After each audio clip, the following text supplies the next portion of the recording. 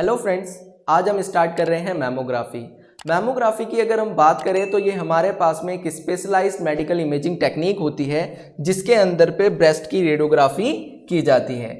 ये हमारे पास में किस तरीके से परफॉर्म की जाएगी, क्या मशीन इसके अंदर पे यूज़ होगी, वो सारी चीज़ों को आने वाली वीडियोस के अंदर पे हम डिस्कस करेंगे। हम आज स्टार्ट कर रहे हैं इसके इंट्रोडक्शन से, फिर हम बात करेंगे इसके टाइप्स पे, फिर हम इसकी हिस्ट्री पे भी बात करेंगे कि हमारे पास में हमारी जो मैमोग्राफी है उस मैमोग्राफी की क्या हिस्ट्री है। तो हम स्टार्ट कर लेते हैं इसके इंट्रोडक्शन से। तो mammography is a specialised medical imaging technique that uses low dose x-ray. Low dose x-ray का मतलब यह है कि हम नॉर्मली क्या करते हैं कि हमारे पास में एक्सरे, हम चेस्ट एक्सरे करते हैं, एब्डोमेन का एक्सरे करते हैं, एक्सट्रीमिटी का एक्सरे करते हैं। तो वहां पे क्या होता है कि हमारे पास में हम जो केवीपी और एमएएस फैक्टर्स वहां पे यूज करते हैं उससे बहुत कम हम यहाँ पे क्या करने वाले हैं, केवीपी और एमएएस यूज करने वाले हैं। तो इसीलिए यहाँ पे बोला जा रहा है लो डोज एक्सरे हम यहाँ क्या करेंगे, यूज करेंगे to examine the breast tissue for early detection and diagnosis of breast disease. भाई यहाँ पे हमारे पास में ब्रेस्ट के जो टिश्यू की हम इमेजिंग कर रहे हैं, किस लिए कर रहे हैं, जिससे हमें यहाँ पे क्या पता चल जाए, उसकी पैथोलॉजी पता चल जाए। क्या पता चल जाए? पैथोलॉजी। और यहाँ पे बोला गया है पर्टिकुलरली ब्रेस्ट कैंसर।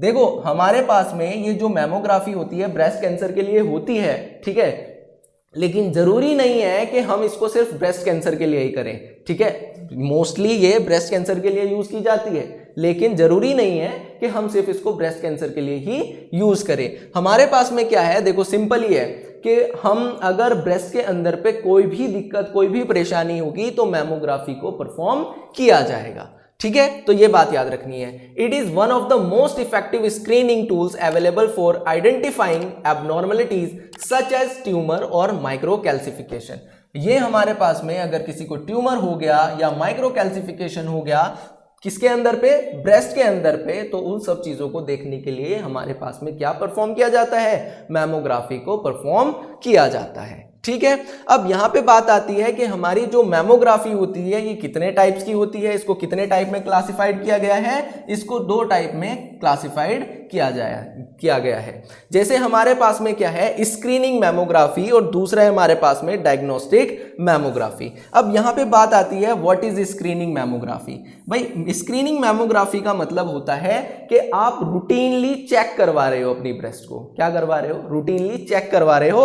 आपको कोई सिम्टम्स नहीं है, आप सिर्फ उसको डायग्नोस करवा रहे हो। ऐसे ही आपने क्या करना, जैसे रूटीन चेक होता है कि ब्रेस्ट का रूटीन चेक आप करवा रहे हो, तो उस टाइम को जब आप करवाते हो तो उसको बोला जाता है screening mammography, use for asymptomatic women to detect early sign of breast cancer. मतलब कि कहने का मतलब यह है कि अभी आपको कोई साइन ऑन सिम्टम्स नहीं आ रहे हैं, आपने नॉर्मली रूटीन चेक करवाया है, और रूटीन चेक करवाने के बाद में अगर कुछ आएगा उस पर अभी हम बात करेंगे, लेकिन आपको कोई भी सिम्टम्स नहीं, ना पेन हो रहा है, ना आपको कोई इन्फ्लामेशन दिखाई दे रहा है, ना आपका अननेसेसरी जो आपका मिल्क डिस्चार्ज हो रहा है, वो सारी चीज़ों को यहाँ पे जो है कोई भी सिम्टम्स आपको नहीं है, सिर्फ आप इसका क्या करवा रहे हो, एक रूटीन चेक करवा रहे हो। अगर इस तरीके की मैमोग्राफी आप करवाते हो तो उसको बोला जाता है स्क्रीनिंग मैमोग्राफी, ठीक है।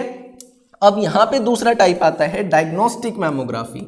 अब अगर आपके पास में आपने स्क्रीनिंग मैमोग्राफी करवा ली, ठीक है, और स्क्रीनिंग मैमोग्राफी करवाने के बाद में आपको वहां पे कुछ दिखा, उसके बाद में आप उसको फर्दर डायग्नोस के लिए भेजोगे तो उसको बोला जाता है डायग्नोस्टिक मैमोग्राफी।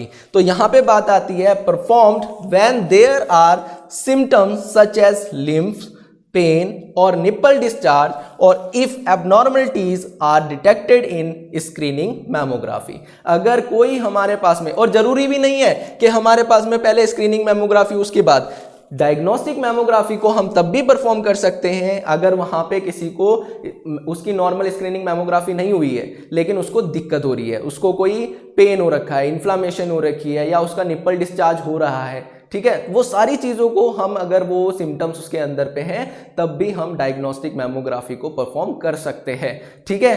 तो यहाँ पे बात आती है कि आप इसका रूटीन अगर चेक करवा रहे हो, आपको कोई सिम्टम्स नहीं है, सिर्फ आप उसको चेक करवाने के लिए ठीक है ना, जैसे हेल्थ चेकअप होते हैं, ऐसे चेक करवाने के लिए आप इसको करवा रहे हैं तो उसको बोला जाता है स्क्रीनिंग मैमोग्राफी। और जब आपके पास में कोई सिम्टम्स हो, उस सिम्टम्स को या आपकी स्क्रीनिंग मैमोग्राफी में आपको कुछ दिख गया हो, बाद में उसे आप फर्दर डायग्नोस करवाने के लिए यूज कर रहे हैं, उसको बोला जाता है डायग्नोस्टिक मैमोग्राफी। आगे भी हम इसके बारे में बहुत बात करने वाले हैं, उनकी चीजों पे हम डिस्कस करेंगे डिटेल में। तो हमारे पास में ये हमारी दो टाइप की मैमोग्राफी होती है।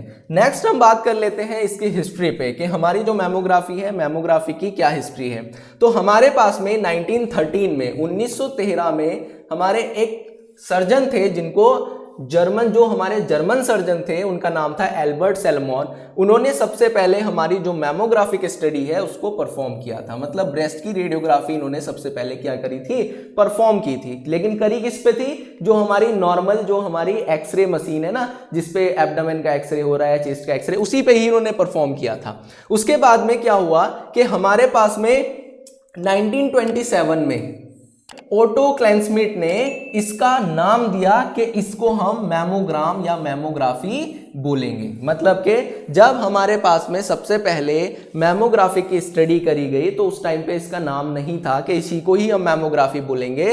तो ओटो क्लैंसमिट ने इसका क्या किया, इसको नाम दिया कि इसको हम क्या बोलेंगे, मैमोग्राफी बोलेंगे। तो introduce the terms mammogram. Mammogram नाम किसने दिया, ओटो क्लैंसमिट ने दिया। और कब दिया, 1927 में। उसके बाद में 1950 में रॉल लेबोर्गन हमारे पास में आए, जिन्होंने इंट्रोड्यूस किया कंप्रेशन टेक्निक। क्या इंट्रोड्यूस किया, कंप्रेशन टेक्निक। भाई कंप्रेशन टेक्निक का क्या मतलब है, जैसे हमारी ब्रेस्ट है ना, यहाँ पे हमारे पास में कंप्रेशन पेडल लगा हुआ है, इसके बारे में भी हम बात करेंगे जब कंपोनेंट्स पे बात करेंगे।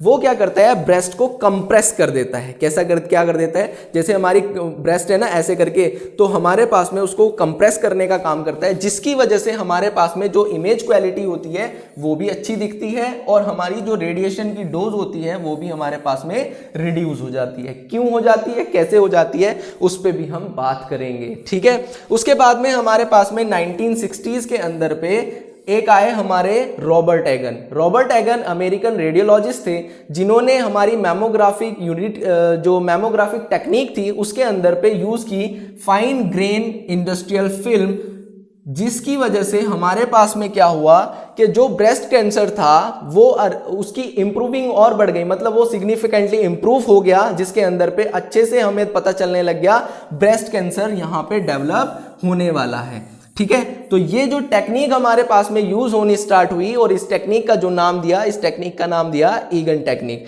क्या नाम दिया गया इसका, ईगन टेक्निक। इसका क्वेश्चन भी आता है, इसका क्वेश्चन आता है कि ईगन टेक्निक के अंदर पे क्या चीज यूज होती थी। तो वहां पे हमारे पास में फाइन ग्रेन इंडस्ट्रियल फिल्म को आप लिख दीजिए, वहां पे हमारा क्वेश्चन राइट हो जाएगा, ठीक है। और ये किसने किया था, रॉबर्ट एगन ने किया था। किसने किया था, रॉबर्ट एगन ने। और कब किया था, 1960s में, ये इसकी हिस्ट्री है। उसके बाद में 1969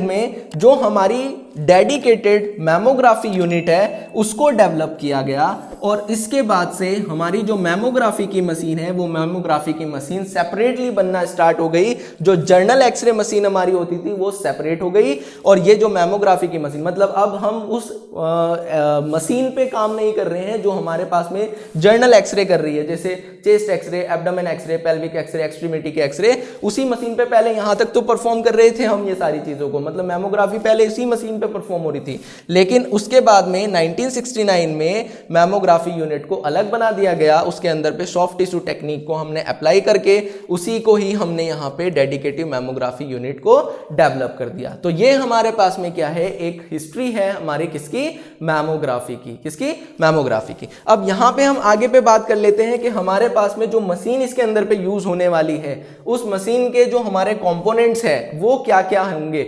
आने वाली वीडियोस में हम इन पे डिटेल में बात करेंगे, बट एक बार हम इसके देख लेते हैं कौन कौन से कंपोनेंट्स यहाँ पे यूज होंगे। सबसे पहले हमारे पास में यहाँ पे जनरेटर यूज होगा। भाई इलेक्ट्रिसिटी की रिक्वायरमेंट है तो जनरेटर हमें चाहिए ही होगा। उसके बाद में एक्सरे की रिक्वायरमेंट है तो हमें यहाँ एक्सरे ट्यूब चाहिए होगा। उस एक्सरे ट्यूब के अंदर पे हमारे पास में cathode, anode, target, focal spot, ठीक है ना। उसके बाद में इसके अंदर पे फिल्टर्स भी लगे होंगे, कॉलीमेटर्स लगे होंगे, बीम रिस्ट्रिक्टर डिवाइस कौन लगा होगा, कंप्रेशन पैडल इसके अंदर पे होगा। हमने अभी बात करी ना कि इसकी भी हिस्ट्री है एक, ठीक है। तो कंप्रेशन पैडल इसमें लगा होगा, उसके बाद में डिटेक्टर सिस्टम इसके अंदर पे लगा होगा हमारा, ठीक है। कौन से डिटेक्टर इसमें यूज हो रहे हैं, डिटेक्टर का मतलब जो फिल्मिंग हम यहाँ पे करें, उसके बाद में जो ग्रिड इसके अंदर पे यूज होगी, और उसके बाद में लास्ट हमारे पास में AEC ऑटोमेटिक एक्सपोजर कंट्रोलर भी इसके अंदर पे लगा होगा। तो हमारे पास में हमारी जो मैमोग्राफी की मशीन है, मैमोग्राफी के मशीन के अंदर पे हम ये सारी चीजों को डिस्कस करेंगे। तो हमारे पास में हमारी जो मैमोग्राफी है, मैमोग्राफी का इंट्रोडक्शन, उसका टाइप और उसका हमारे पास में क्या हिस्ट्री है, ये सारी चीजों पे हम बात कर चुके हैं।